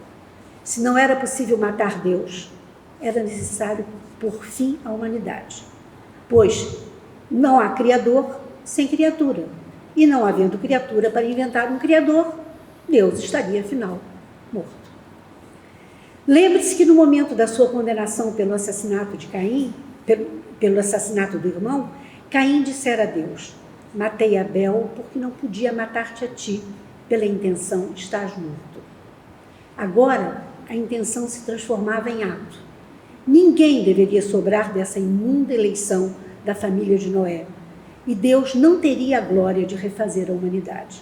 Teria sido a sua vitória. Só que, tal como a Jesus, faltou-lhe o passo final, pois sendo ele ainda parte da criação, continuava vivo, fadado a morrer de morte natural, abandonado e devorado pelas aves de rapina. Deus devorara-lhe o espírito, só o tempo se encarregaria de devorar-lhe o corpo. O enfrentamento, portanto, não finda, e ao longo dos milênios, Caim e outros Caíns continuam a argumentar contra um Deus que precisa da humanidade para manter vivo o debate sobre a sua própria existência. Caim não é à toa o último livro de José Saramago, publicado em vida. Caim é o seu duplo, o que nasceu para ver, compreender, espantar-se e testemunhar. Nasceu para não deixar esquecer, para expor as contradições, para visitar as interpretações, para inserir na ordem hegemônica a dúvida e o paradoxo. Quando celebramos neste ano o centenário de José Saramago, a comemoração é menos uma festa do que uma falta.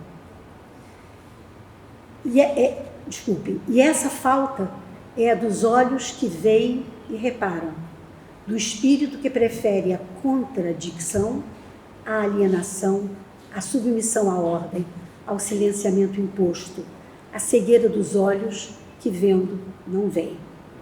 Repito, Caim não é à toa o último livro de José Saramago publicado em vida, porque, como ele, José Saramago é daquela estirpe de homens que levam o seu testemunho até o fim.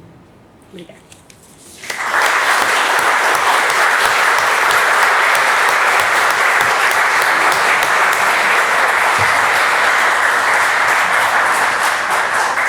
Agradeço à professora Teresa Cristina Cerdeira esta conferência que, entre outras coisas, confirma aquilo que já tem sido dito algumas vezes. José Saramago não é um escritor para nos divertir, nem para nos amenizar a existência. É um escritor para nos confrontar com o que é complexo, com o que é traumático às vezes, com aquilo que diz respeito aos nossos medos, às nossas culpas, aos nossos mitos e à necessidade, por vezes, de os desmitificar.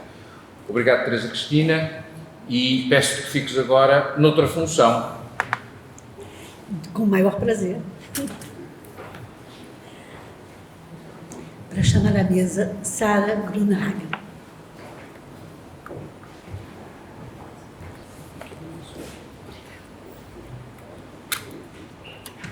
Talvez vocês não avaliem como eu me sinto feliz e, na verdade, honrada de apresentar Sara Grunhagen.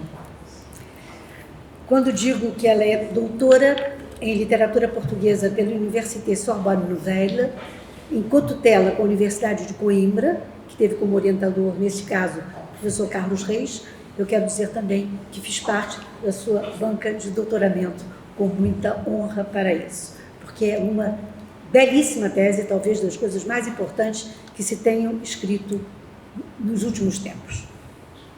Ela é autora do livro José Saramago et son atelier d'écriture, édition Honoré Champion, 2022, e coeditora com Carlos Reis da coletânea de ensaios Characters and Figures, Conceptual and Critical Approaches, Almedina, 2021.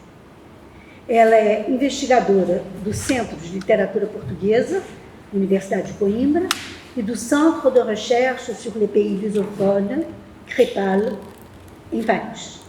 E atualmente leciona na Sorbonne Nouvelle. E, como eu digo, para terminar, é autora de uma lindíssima e importantíssima tese.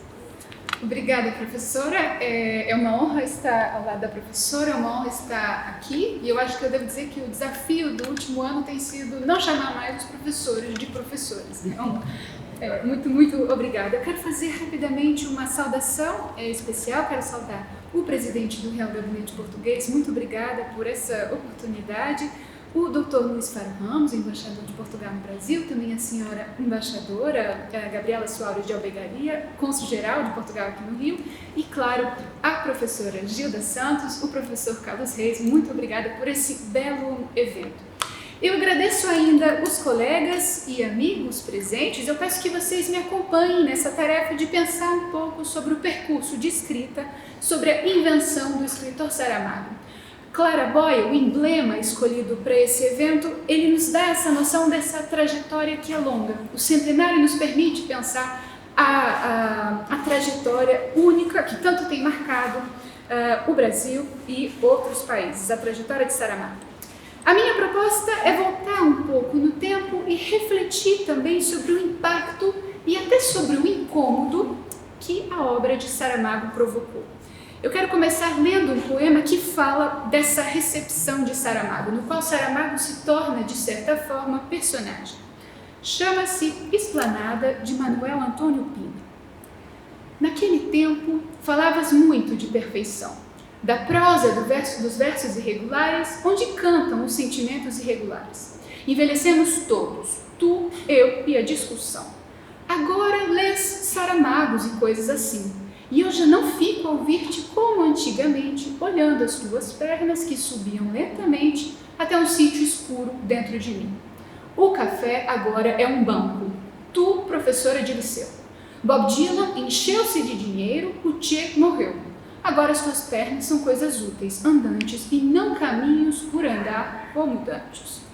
Esse poema integra a coletânea Um Sítio Onde Pousar a Cabeça, uma pequena edição de autor publicada no Natal de 1991, logo depois do Evangelho segundo Jesus Cristo.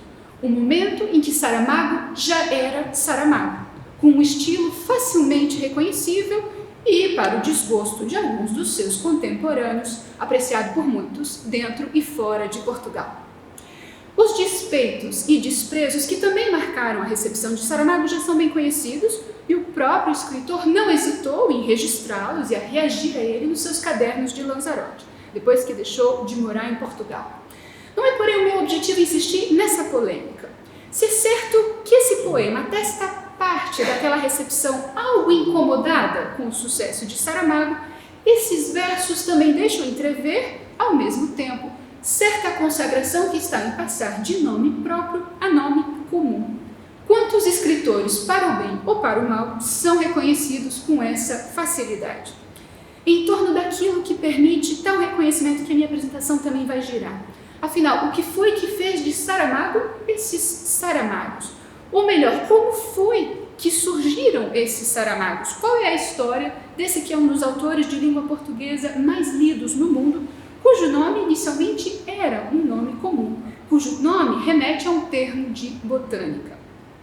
Os versos e os plurais do poema de Pina revelam-se, portanto, pertinentes para uma reflexão sobre a construção do estilo e sobre a invenção do escritor Saramago. Eu utilizo aqui a noção de estilo numa acepção bastante ampla, como aquilo que permite que se reconheça um autor, que pode torná-lo até representativo de certa prosa, como se vê no poema de Pina, Saramagos e coisas assim. Nas palavras de Paul Valéry, o estilo resulta de uma sensibilidade especial em relação à linguagem. Não é algo que se adquire, mas que se desenvolve. Esse desenvolvimento, lembra Valéry, também é tributário da concorrência e do exemplo, de um esforço de responder ao seu tempo, aos seus pares, à tradição. Um estilo, uma obra, não se constroem sozinhos, e esse é um dos pontos a enfatizar a propósito de Saramago e que é válido para o estudo de outros autores.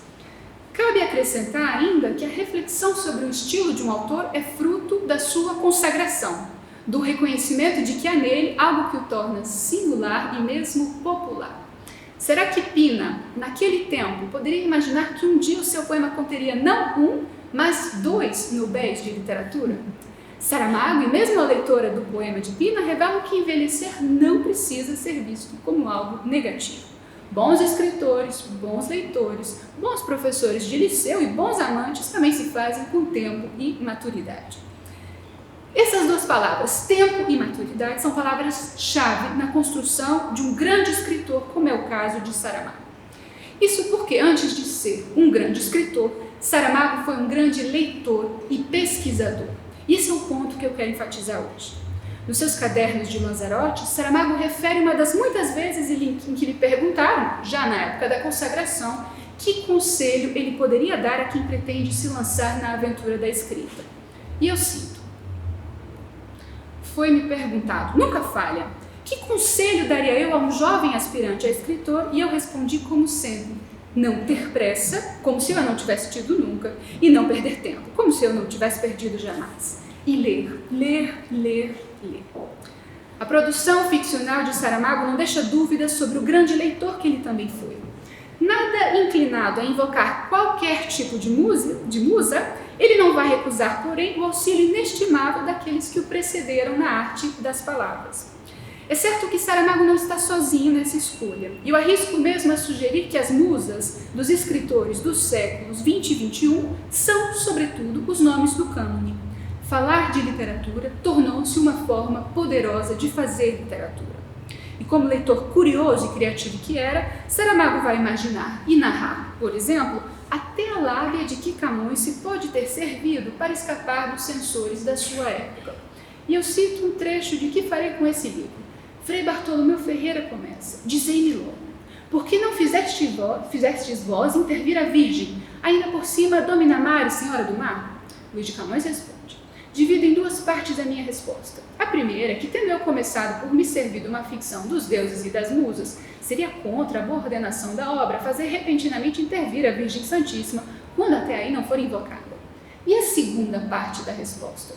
A segunda tira-se da primeira. Deus, nosso Senhor Jesus Cristo, a Virgem e todos os santos, é por sua vontade própria que se manifestam e não por o requererem os poetas e os seus caprichos.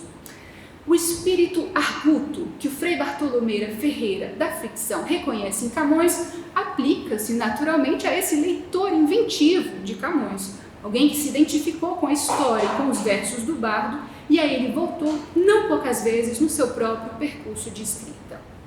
Outros nomes, outros cânones vão se juntar ao do autor dos Lusíadas e marcar a produção literária de Saramago, revelando uma biblioteca extensa e variada que vai de Fernando Pessoa aos livros bíblicos, como a professora disse há pouco, que faz incursões na obra de Eça de Queiroz e Almeida Garreta e chega mesmo a Jorge Luiz Borges, para ficarmos apenas com algumas das referências mais conhecidas. Embora seja um elemento incontornável da sua escrita, é certo que nem só de nomes e livros vistosos é feita a obra de Saramago. Para falar de Camões e sua arte, o escritor português propôs-se ao mesmo tempo a recriar, entre outras figuras da época, o já citado Frei Bartolomeu Ferreira, personagem problemática da historiografia literária.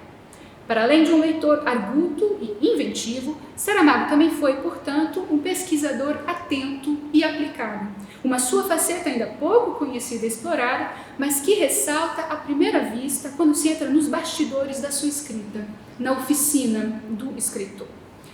A nossa época tem valorizado bastante os bastidores da criação artística.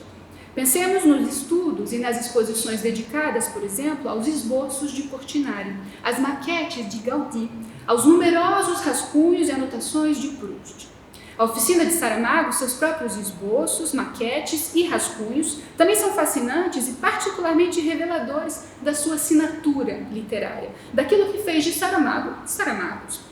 Parte dessa oficina pode vir à luz nesse ano, no contexto das celebrações do centenário do nascimento de Saramago, como disse há pouco o professor Carlos Reis. Não posso, claro, deixar de mencionar que eu tive a honra de trabalhar com o professor. A exposição, a oficina de Saramago, está agora na Biblioteca Nacional de Portugal e eu preciso deixar registrado que alguns dos materiais que eu vou expor são fruto dessa exposição e da investigação que para ela foi feita. Esse trabalho, portanto, não é só meu e eu quero deixar registrado um agradecimento especial, sobretudo ao professor Carlos Reis, que foi quem tornou possível essa exposição e tantos outros acontecimentos relacionados à efeméride do centenário.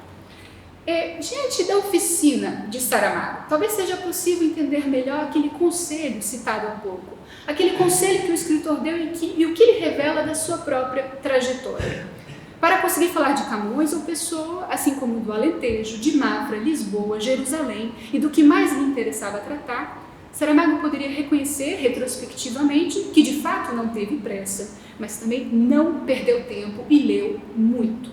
O seu percurso de autoformação e pesquisa constitui por si só uma história fascinante de escrita. E como tantos outros escritores de diferentes gerações, Saramago tinha mais de uma razão para admirar Camões, citado há pouco, o poeta e o homem. Ao lado da sua obra, o que lhe chamou a atenção não foram exatamente os naufrágios e feitos lendários, mas o laborioso dia a dia de um escritor em busca de espaço, sustento e reconhecimento. Dificuldades financeiras, recusas editoriais e mesmo a sombra, ou mais modernamente o lápis azul da censura, ameaçando condicionar a escrita, tudo isso também fez parte da história de Saramago. Muito antes da notoriedade que lhe permitiu dedicar-se exclusivamente à sua produção literária, o que só aconteceu, é importante lembrar, quando Saramago já contava mais de 60 anos, o escritor exerceu uma série de profissões: serralheiro mecânico, auxiliar administrativo, tradutor, editor, editorialista. Os períodos em que Saramago atuou como tradutor e editor foram particularmente formadores. Entre 1955 e 1985, Saramago traduziu pelo menos 60 títulos para o português. Eu apresento aqui só uma amostra de alguns títulos particularmente interessantes do leitor e tradutor Saramago. O escritor ainda trabalhou de 59 a 71 para a editorial Estúdios Cor, o que o levou a estabelecer uma correspondência regular com outros escritores, críticos literários e tradutores. Na extensa correspondência estabelecida com José Rodrigues Miguel, por exemplo, Saramago revela-se um editor e um revisor meticuloso, atento, preocupadíssimo com os detalhes. Nos livros pequenos, as gralhas, esses infernais passarocos, são mais impudentes, com aquele modo irônico que tem de nos olhar negramente da brancura da página. Tremo de pensar que alguma coisa passe. Em plenos anos 60, década de revoluções sociais e expressões de liberdade que passaram, porém, ao largo de Portugal, a questão da censura e do imperativo de contorná-la se coloca naquelas cartas. Nestes 2 últimos meses, por 2 vezes a censura se meteu conosco. Num país como está o nosso, só se pode trabalhar contra a hipocrisia, contra a maldade que se oculta e fere sob a capa da mansidão e da amizade. O tempo, a política e o modo como se reagiu a um e outro são também cruciais para se entender o percurso de uma escrita como a de Saramago e de alguns dos seus pares. Em 1979, já em outra fase, em plena maturação de Levantado do Chão, Saramago escreve como leitor em conjuntura, ciente das suas próprias escolhas, tanto quanto da inescapável história. Na apresentação à antologia de Armindo Rodrigues, que Saramago organiza, ele reconhece, eu cito, que a antologia é o estágio mais avançado da leitura pessoal, maneira particular de apropriação do poema, reescrita. Mais ainda, é sempre leitura pessoal em conjuntura, tanto do ponto de vista do antologiador, como da situação da obra no tempo e da relação do tempo com a obra.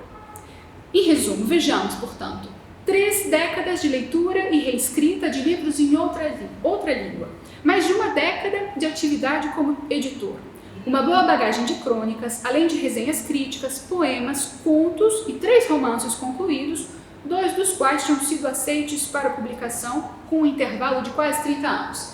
Terra do Pecado, de 1947, romance das leituras da juventude, e Manual de Pintura e Caligrafia, de 76, uma história de amor e de exultação na esteira do 25 de abril, ficando suspensa durante quase 60 anos, o emblemático Claraboia, escrito em 53, publicado póstumamente em 2011. Chegando à década de 80, Saramago, afinal, não era um desconhecido no passo literário e na sociedade portuguesa do século XX. Mas, nas palavras de Zeferino Coelho, que viria a ser o editor da maior parte da sua obra publicada em vida, aquele escritor já tinha sido arrumado numa curta nota de rodapé da história literária nacional. Qual não foi a surpresa que um romance como Levantado do Chão causou? Seguido de outras 2 publicações notáveis já incluídas no programa curricular do ensino secundário português, Memorial do Convento, de 82, e O Ano da Morte, de Ricardo Reis, de 84. Esses 3 romances, Levantado, Memorial e O Ano, são bons exemplos daquele acúmulo de leituras e pesquisas, de tempo e maturação ativa, que também contribuíram para que Saramago se tornasse o escritor que veio a ser, transcendendo e muito a nota de rodapé. A propósito de Levantado do Chão, Saramago recordou mais de uma vez a sua busca por uma narrativa e por um estilo. E eu cito: estive em Lavre em 1976, o livro aparece em 1980, 4 anos depois. É certo que, entretanto, concluí outro romance. Escrevi um livro de contos e uma peça de teatro. Mas, essencialmente, o que eu estive foi à espera de que terminasse o trabalho de germinação que sabia estar a fazer-se. O material preparatório desse romance, especificamente, é depositado na Biblioteca Nacional de Portugal, um caderno de capa preta com anotações de vários anos, é revelador desse processo de investigação e de composição narrativa.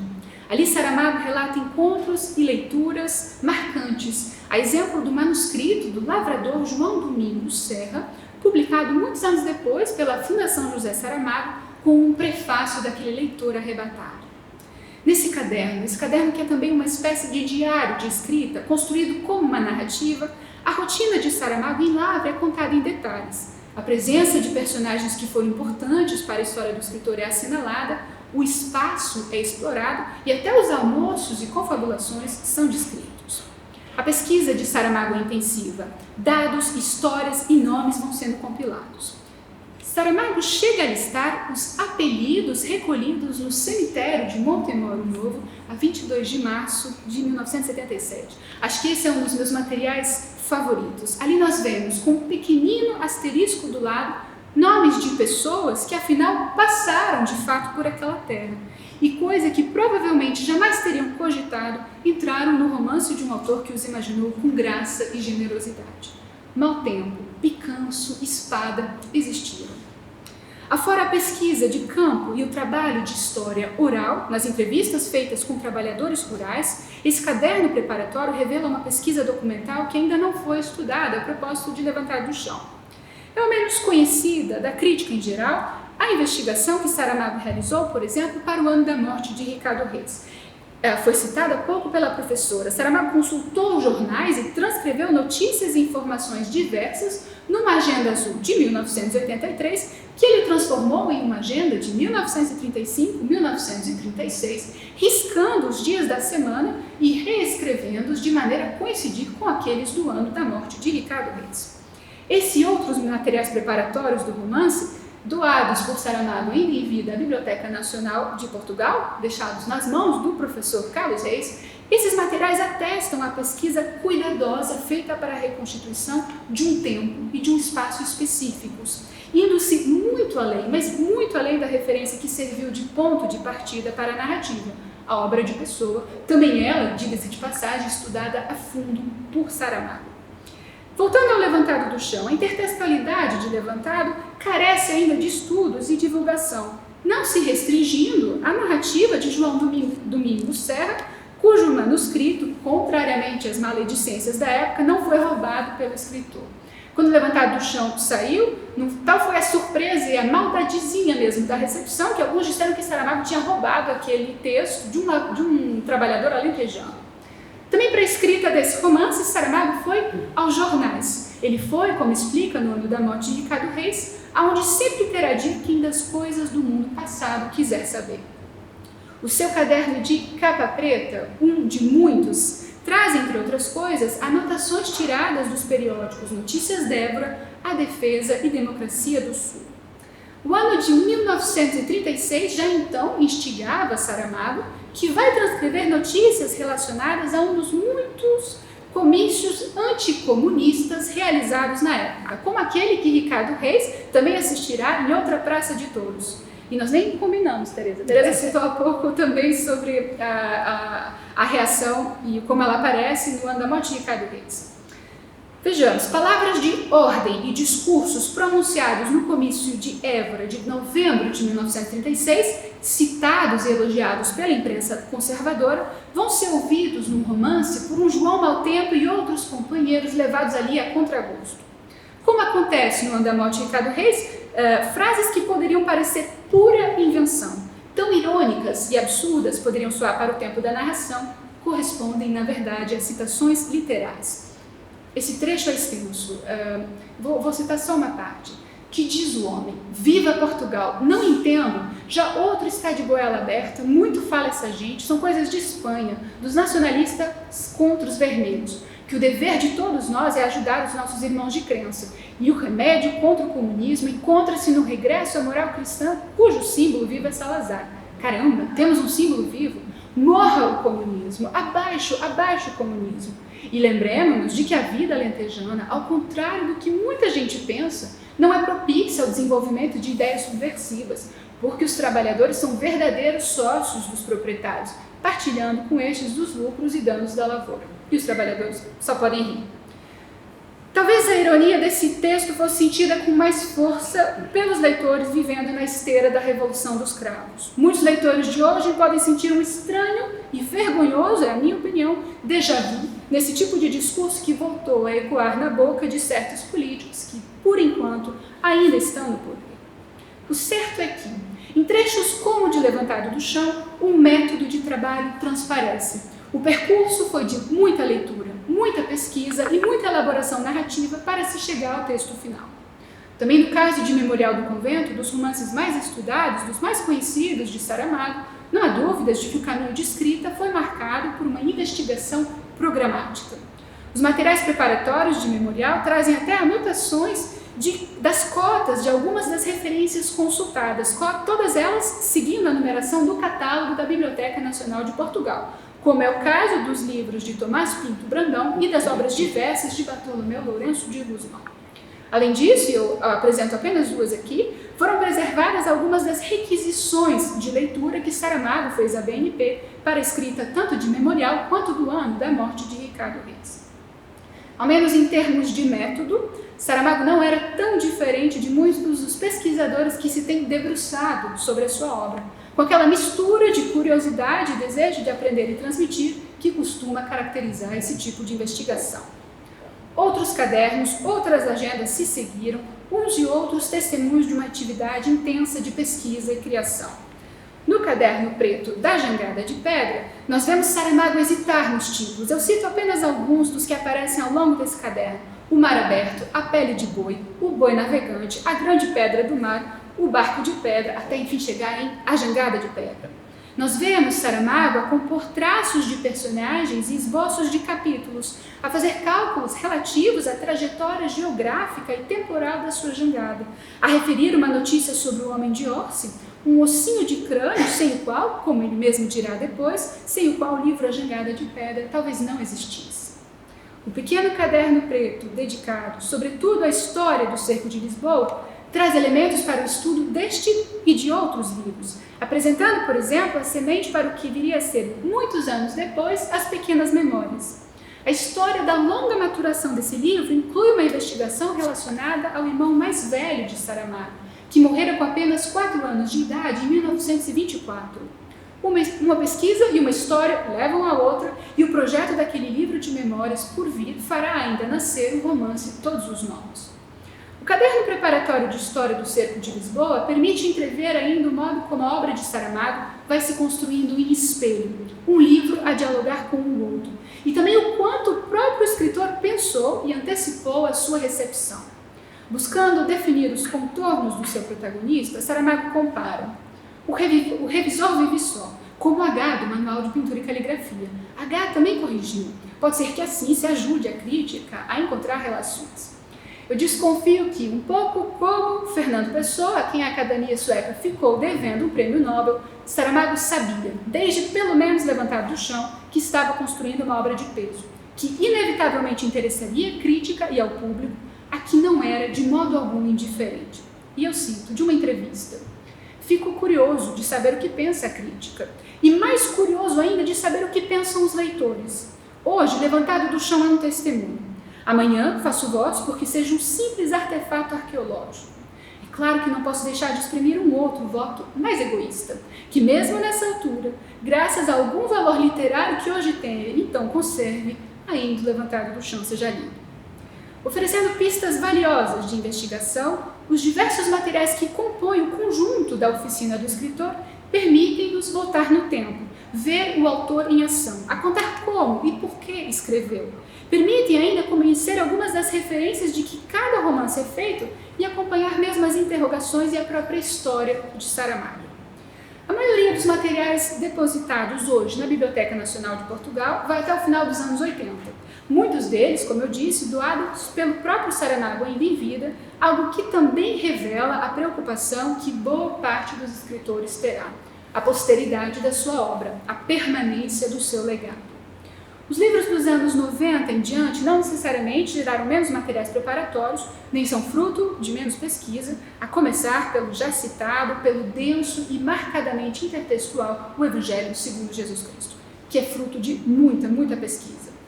Por mais significativa que seja a mudança estilística que parece haver a partir de ensaios sobre a cegueira, permanece um substrato de leituras e referências diversas, que abarcam inclusive outras mídias, das artes plásticas ao cinema. A oficina de um escritor é de fato uma interessante porta de entrada para entender como os livros são feitos, como nasce um grande romance e um grande escritor. Muitas das provas tipográficas dos livros de Saramago, por exemplo, atestam a inquietação da escrita, o processo de invenção e reelaboração.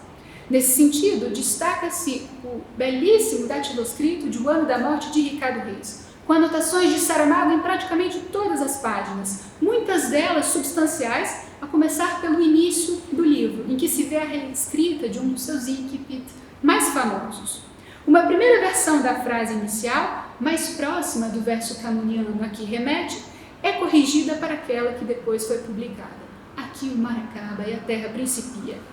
O cuidado com detalhes, a busca mesmo por aquilo que torna um livro inesquecível, incluindo as suas primeiras palavras, salta aos olhos neste e em outros materiais.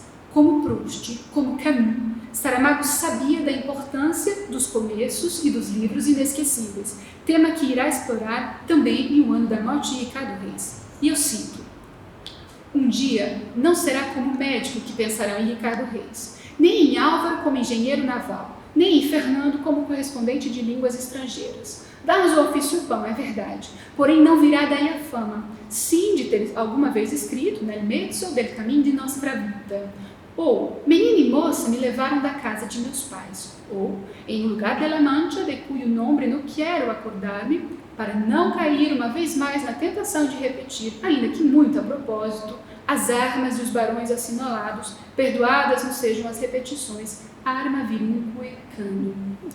Eu volto, enfim, ao grande leitor e pesquisador que também foi Saramago, e ao quanto ele viveu o seu próprio conselho de escrita: ler, pesquisar, trabalhar. Nós encontramos nos livros de Saramago essas leituras e esse trabalho. Nós encontramos igualmente uma reflexão sobre a escrita contínua, sobre o grande livro ou poema que compõe a história da literatura, toda ela feita de escritores leitores. No trecho do Ano da Morte de Ricardo Reis, gêneros, poetas e tempos diferentes são associados e reinterpretados. E nós vemos que os versos de Virgílio, as armas e o varão canto, surgem como um intertexto do leitor, porque também escreveram acompanhados. Eu poderia falar em Dantes, em Cervantes, em Ribeiros, em Camões. Ao lado desses nomes, o romance de Saramago coloca Fernando Pessoa, refletindo como em Que Farei com Esse Livro e outras obras sobre o que significa escrever, sobre os percalços e as injustiças da história, mas também sobre as glórias inegavelmente ambicionadas da consagração da escrita, da palavra que fica gravada na mente dos leitores, com potencial até para gerar outros livros. E Saramago, com toda a sua bagagem de leitura, pesquisa e escrita, hoje também pode entrar naquela listagem da história literária. E eu cito outro trecho do ano.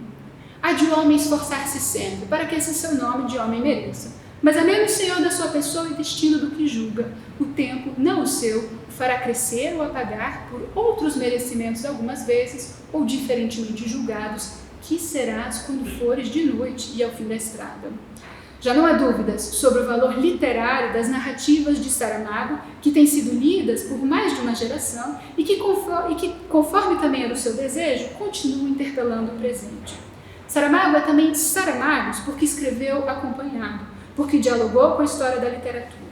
Nesse sentido, aquele Saramagos e coisas assim do poema de Pina, inicialmente citado, pode se transformar em um elogio.